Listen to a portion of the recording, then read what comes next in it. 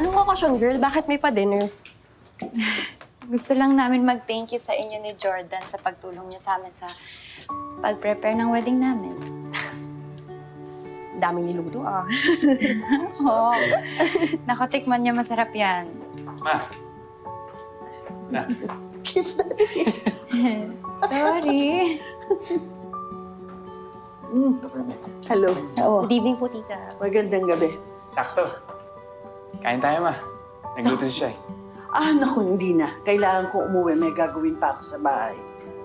Tita, sayang naman po. Minsan lang po to. Stay na po kayo. Oo nga po, Mamo. Dito na po tayo kumain ng dinner. Okay. Okay. Tara, dali. Okay. Kain na. Sit down. Ayan, kumuha na kayo. Nako, masarap yan.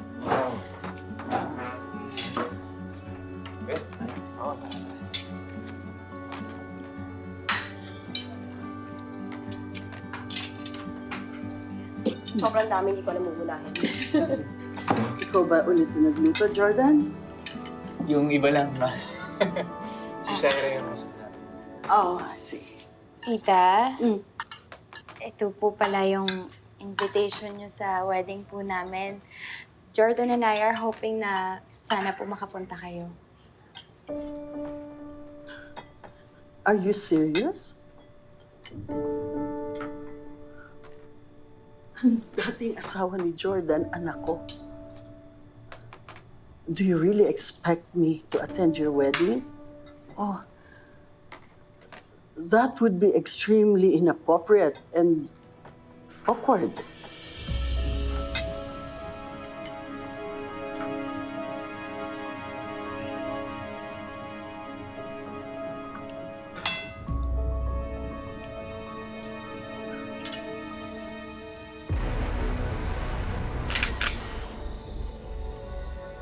Ma, Jordan, sorry.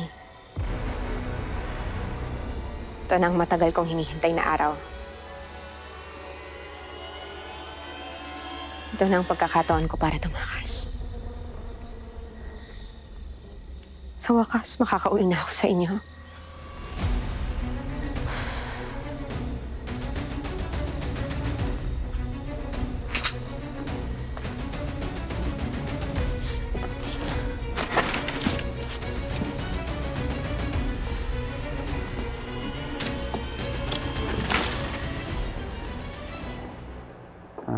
Ma. I want you to have this.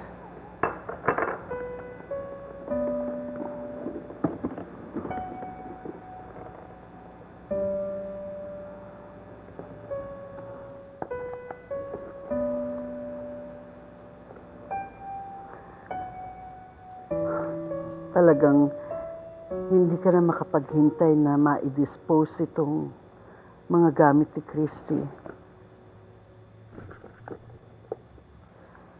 Kinalimutan mo na talaga ang anak ko. Actually, ma. It's quite the opposite. Ano yung sabihin? Kasi,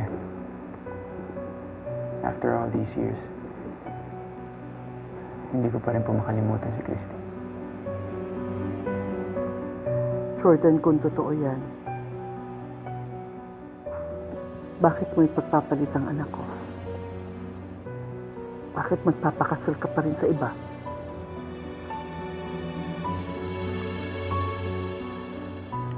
Alam mo man, nung una, I never intended na palitan si Christy. Pero nung yung mga panahon na bagsak ako, Shaira was there for me. Kaya yun, na-develop ako sa kanya. Pero kahit na naging kami, hindi mawala sa puso at isipan ko si Christy. Kaya siguro yung thought na live-in na kami ni Shaira, kontento na ako doon.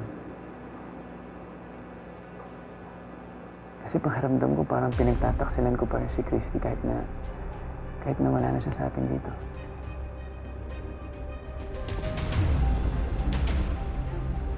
Shy.